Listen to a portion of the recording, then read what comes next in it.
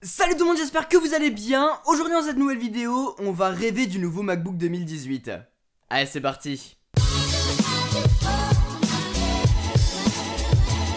Dans très peu de temps, va se tenir la WWDC 2018 d'Apple. C'est leur conférence développeur qui va présenter macOS, watchOS, iOS, les nouvelles versions mais aussi quelques hardware qui ne seront pas des iPhones étant donné que eux ils seront présentés en septembre. Mais on pourra s'attendre à quelques nouveautés concernant les iPads mais aussi les Mac.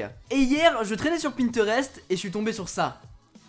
Et ça m'a fait rêver. Ça m'a fait rêver et je me suis dit, pourquoi pas vous faire une petite vidéo sur ce que j'aimerais voir sur le nouveau MacBook, ce qui me ferait rêver et du coup ce qui pourrait de votre côté vous faire rêver. Et vous aviez l'air plutôt emballé d'ailleurs. Toute cette vidéo sera basée sur des suppositions, des rêves, parce que certaines choses ne pourraient ne jamais voir le jour, et certainement pas en 2018. Parce que même si je rêve très fort d'un nouveau design, Apple le fait tous les 4 ans, et vu que le MacBook Pro a été mis à jour en 2016 avec un nouveau design, le prochain redesign serait donc en 2020. Oh non! Attention, il n'y a pas que le MacBook Pro, on va aussi retrouver le MacBook qui a un petit peu lancé cette nouvelle vague de design. Un MacBook avec un écran 12 pouces vraiment sublime, c'est vraiment un très bel ordinateur, j'ai pu le prendre en main en Apple Store mais pas personnellement. D'ailleurs si vous voulez voir une vidéo dessus, n'hésitez pas à me le demander. Et on a aussi le MacBook Air qui n'a pas été mis à jour depuis 2016 et son design lui date de 2015. On va pas parler des iMac par contre, c'est pas tellement ce qui m'intéresse. Maintenant, avoir un redesign dessus, eh bah ça pourrait être le bienvenu. Gris sidéral c'est bien, mais un petit peu plus de choses, ça pourrait être pas mal. Déjà moi ce qui me fait rêver, c'est un écran borderless. Ça fait quelques années qu'on y pense, mais avec l'arrivée de l'iPhone 10, nos rêves peuvent devenir réalité. Je vous parlais de ce concept tout à l'heure. Il est pas magnifique? Écran bord à bord, interface clean, pour travailler ça donnerait une toute autre envergure. Le Huawei Mate 10 Pro qu'on a découvert à Barcelone au Mobile World Congress est borderless, et c'est tout simplement magnifique. Sur un Mac, ça serait vraiment fou. Par contre avec ce design, bah bye bye la caméra avant. Du coup il y a plusieurs options qui s'offrent à nous. Huawei a fait le test, on a un écran borderless donc pas de caméra. La caméra sera sous le clavier, sous une touche. Et c'est plutôt ingénieux de leur part. Soit on peut mettre la caméra sous l'écran, mais pour l'instant les constructeurs ne savent pas le faire. Et dans cette caméra qu'on placerait je ne sais pas où, on pourrait intégrer Face ID, la reconnaissance faciale d'Apple. Ils ont intégré en 2016 Touch ID et c'est vraiment un plus pour déverrouiller des notes. Enfin bref, on peut faire pas mal de choses avec cette empreinte digitale. Donc l'arrivée de Face ID sur Mac, eh bah ça pourrait être très cool, surtout qu'on est obligatoirement en face de son ordinateur. Alors, on va pas parler de mettre une encoche sur un Mac parce que je pense pas que ça soit très esthétique et pour le coup ça pourrait déranger si on travaille dessus. Et je pense que les 3/4 des personnes ont un Mac pour travailler dessus. Donc je pense pas que ça soit la bonne option. Même si on a très peu d'informations importantes au milieu de l'écran en haut. Mais bon. Ensuite, ce que j'aimerais vraiment voir arriver, c'est une optimisation de la touch bar. La touch bar, pour ceux qui ne savent pas, elle a été implantée sur les Mac depuis 2016 et c'est ce petit écran au-dessus du clavier qui permet de faire des fonctionnalités en plus. En vrai, c'est une bonne innovation, mais qui a mal été comprise par les développeurs. Tellement comprise que je l'utilise pas du tout, à part pour utiliser les touches classiques comme monter ou diminuer le volume. C'est dommage parce que ça pourrait vraiment être un atout, un outil supplémentaire.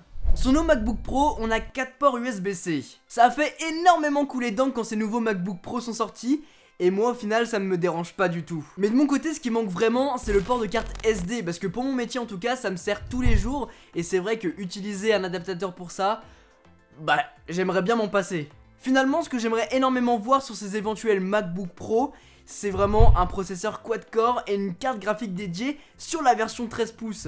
Personnellement, je bouge beaucoup à droite, à gauche, et c'est vrai qu'avoir un petit Mac compact, et bah c'est absolument parfait. En plus de ça, il est plutôt léger. Et c'est pour ça que mon 13 pouces me satisfait totalement. Je peux le mettre dans mon sac, c'est super transportable. Quand je suis en déplacement, je peux le sortir quand je veux. C'est petit, donc y a pas de souci. Et quand je rentre chez moi, je le relie directement à mon écran qui est juste derrière. Et du coup, bah je bénéficie d'un grand écran. Du coup, bah la version 15 pouces, et bah elle me correspond pas forcément, si ce n'est pour ses performances qui ne sont pas dans le MacBook Pro 13 pouces. Et c'est ça que j'aimerais changer. Mais s'il pouvait ajouter ces options, et bah ça serait bien mieux parce que ça serait plus rapide pour faire des rendus photos, vidéos 3D. Et bah ça irait bien plus vite et ça serait un réel atout. Et en plus, il pourrait mieux gérer le multitâche d'applications. Donc quand on utilise des applications très lourdes, Photoshop, Illustrator, After Effects, Premiere Pro, quand on les utilise toutes en même temps, bah l'ordinateur il a mal, il a très mal. Mais du coup ça permettrait de mieux gérer ça. Voilà. C'est tout. J'ai pas énormément d'attentes sur ce nouveau MacBook Pro, si ce n'est un upgrade des matériaux internes, donc surtout pour le 13 pouces, et une nouveauté concernant l'écran et l'optimisation système. Si Apple arrive à faire cela, le nouveau MacBook sera un vrai bijou. Après, on voit pas mal d'autres concepts tourner sur Google, Pinterest, YouTube, parce que Apple, sur son carton d'invitation du WWDC 2018, a fait cette petite pomme en mode calligraphie, à la main. Et on a des nouveaux concepts comme celui-ci qui sont apparus, avec une énorme zone au niveau du trackpad permettant d'utiliser l'Apple Pencil. C'est une bonne idée, mais la cible est beaucoup trop réduite. Je pense pas que ce Mac verra le jour. Quoi qu'il en soit, je crois à 300% à ce design, et Aurélien Solomon qui a fait ce design, ce mock-up, et bah bravo à toi mec. Je vais essayer de te contacter en privé pour déjà utiliser ta vidéo, mais pour te féliciter parce que c'est un excellent travail. Que ce soit au niveau du Mac, mais aussi de l'interface Apple OS comme tu l'appelles, et bah bravo parce que c'est exactement comment j'imagine le futur design de macOS.